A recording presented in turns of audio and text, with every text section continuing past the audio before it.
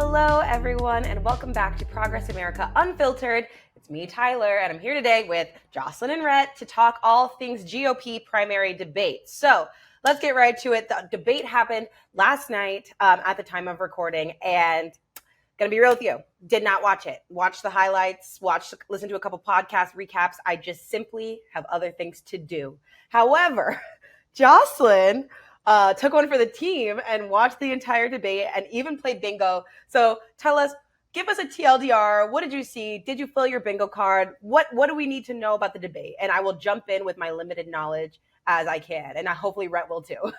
Well, okay, full disclosure, I did not do it sober, and nor do I recommend anyone else doing so.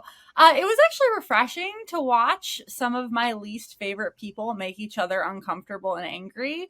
Ron DeSantis definitely steered clear of doing anything that would put him in Trump's bad graces. But it was interesting to see other Republican candidates like Chris Christie, like Nikki Haley, like Vivek, who I didn't even know about till yesterday, be full on anti-MAGA. Not really for the reasons you and I would probably want them to be. I think that, there were some memorable moments where like people were arguing over whether or not a federal abortion ban was strong enough. But I think, the nice thing about last night, my positive takeaway, is that the Republicans are not as unified as they would probably want to be going into next year. And they don't even seem to agree on like basic aspects of political philosophy in a way that I think is going to make them easier to beat. Though again, we shouldn't be overly, false confidence is bad. But I do feel better after last night. They seem deranged and in a good way. Yeah, I definitely walked away with that takeaway, like having, done my little deep dives this morning on what I missed live. I think that, well, let's get to the elephant that wasn't in the room first, right? So the elephant that wasn't in the room is Trump.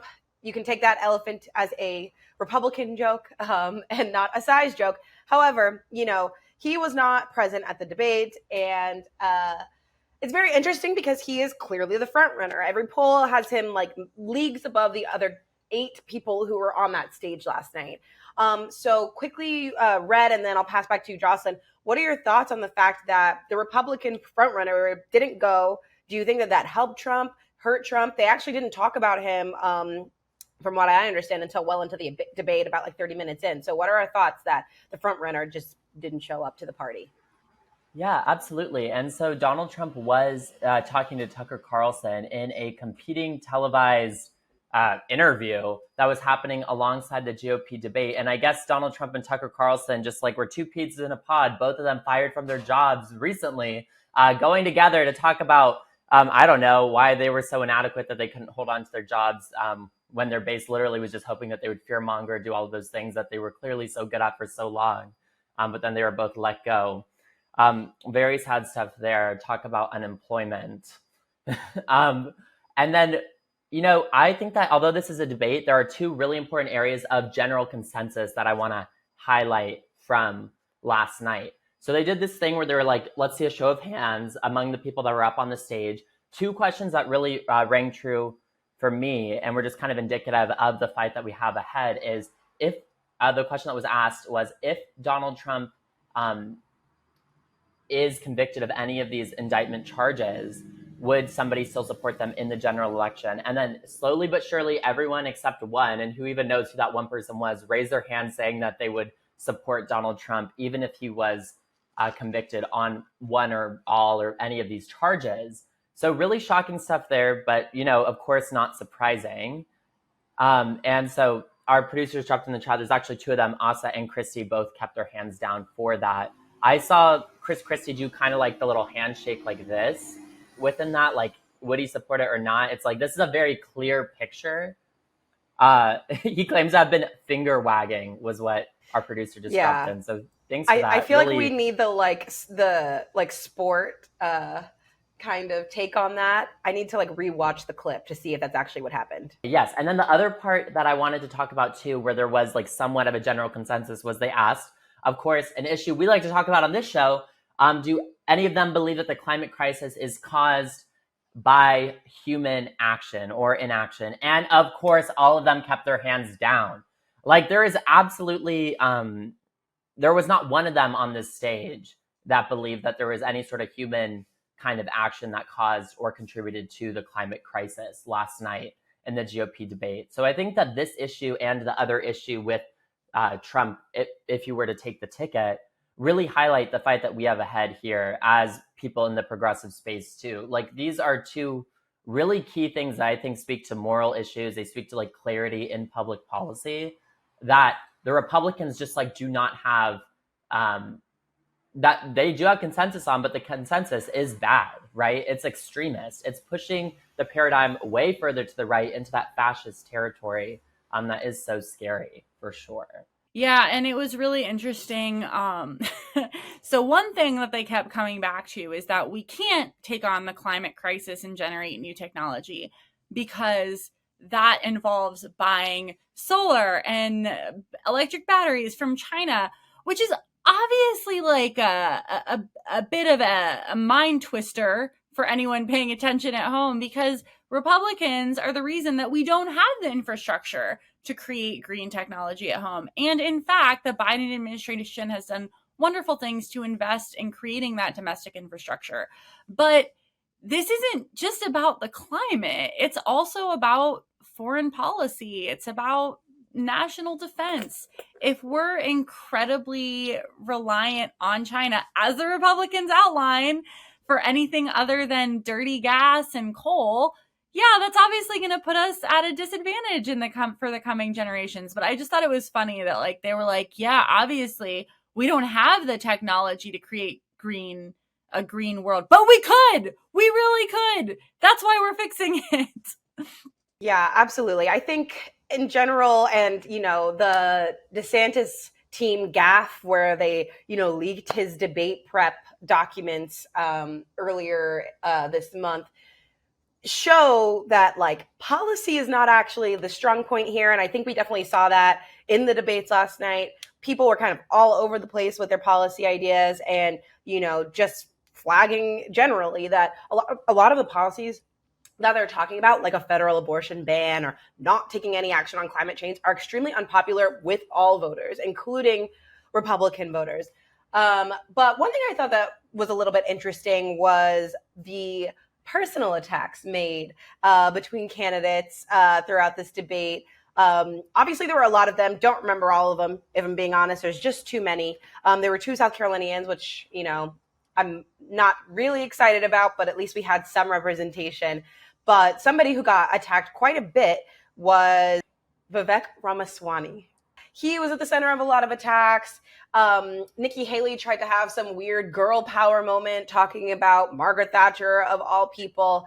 So I'm really curious, Jocelyn, to hear from you first, since you watched all of this live and in action. What were your thoughts on the kind of infighting that we saw? And do you think that there was any candidate on the stage that came out on top?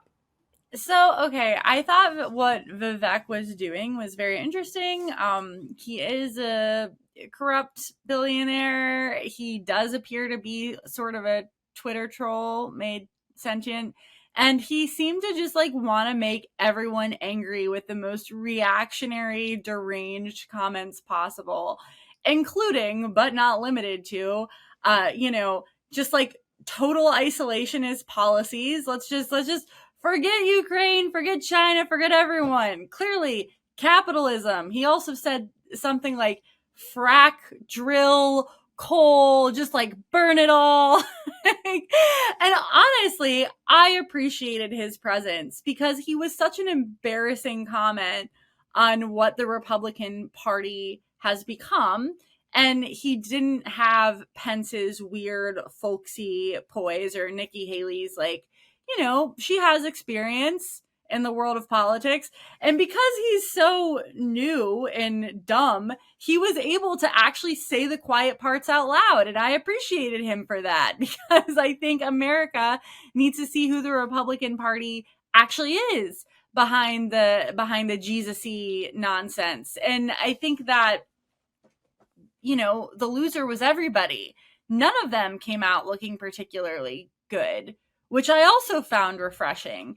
At the end of the day, this debate was about the person that wasn't there. It was about Trump. And these were all candidates that were trying to provide an alternative path forward for the party. And like Tyler said, nothing any of them were saying was terribly popular, which I think is exciting for the American public that is largely progressive, that does want solutions for healthcare and the climate and reproductive freedom. At the end of the day, the only reason these people are still relevant is because they've gerrymandered the country into a corner. But if we can fix that, they go away. They're not representative of how most people feel and think. There really lacks this like any sort of forward thinking kind of agenda or idea for how they would want to shape the policy, how they would run the country or anything like that. Like it really is just kind of a reactionary, like wanting to move the picture backwards, like wanting to shift the entire country backwards. Like their vision for what America looks like in a great kind of picturesque way would be America maybe 50 years ago. There's no progress being made. There's no belief in science. There's no belief in alternative energy sources. It's just a very scary kind of reminder that there really is no like desire for governance, no desire for like big picture, big ideas thinking within any of the candidates that were on that stage or Trump. All these people want to kind of, it's just like the oppression. It's just the same kind of profit making, all those things that we heard time and time again. Absolutely. It was a lot of, Biden's destroying the country, Bidenomics isn't working, blah, blah, blah, blah, blah, but not a whole lot of, here's what I would do better. Or when they did give their, here's what I would do, it is things that we categorically know don't work. So that's really exciting. I agree with you that this was a debate against the person who wasn't there, Donald Trump. I think in a lot of ways, this was more of a vice presidential debate. You could think about it that way because, the person who is currently in the front running to be president was not there. And so you saw it a lot in the tiptoeing around criticizing Trump. We even saw Pence do it. He, kind of did his whole, Trump asked me to break the Constitution, but still raised his hand saying he would support him like everybody else. So I do think that, there was a lot of tiptoeing. And I do think people understand that if you play your cards right in this, you do get that vice presidential seat, most likely. That's typically how things go. So very excited to see some more of that. Does anybody have any last thoughts before we wrap this episode up?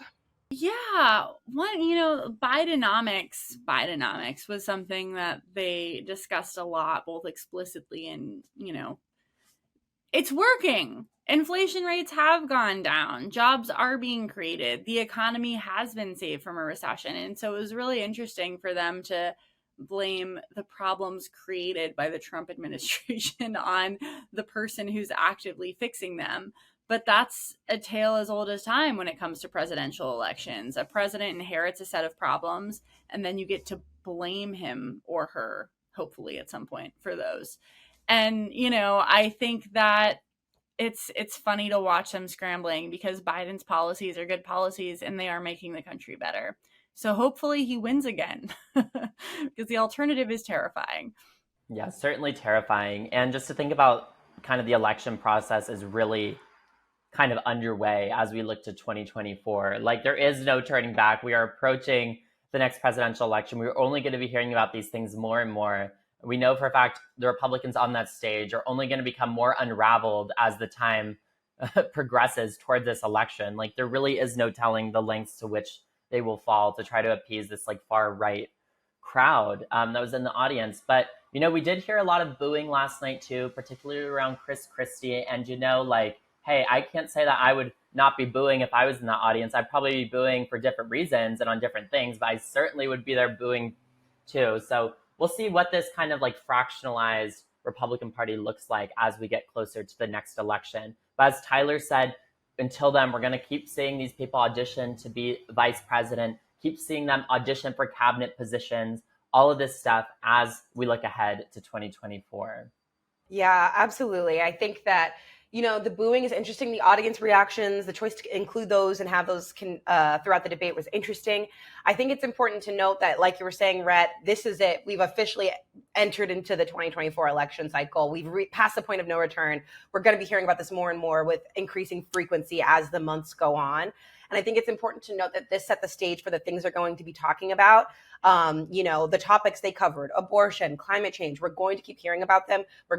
Things are going to likely become more and more radicalized as we get closer and closer, and people need to break out in the news cycle and get their 15 seconds, especially when they're competing with somebody as internet hungry as Trump. So I do think this was an interesting first debate. The second one will be on September 27th. Will I watch that one live? Probably not, but who knows? It is my job, so maybe. But in the meantime, we'll talk about other stuff. But you can come back after that debate, and we'll talk some more about what's going on in the Republican primary. Maybe Trump will show up to that one. Who knows? But if you want to find out, you know where to find us here at Progress America Unfiltered on YouTube, Instagram, TikTok, Twitter, and we will see you next time. Goodbye.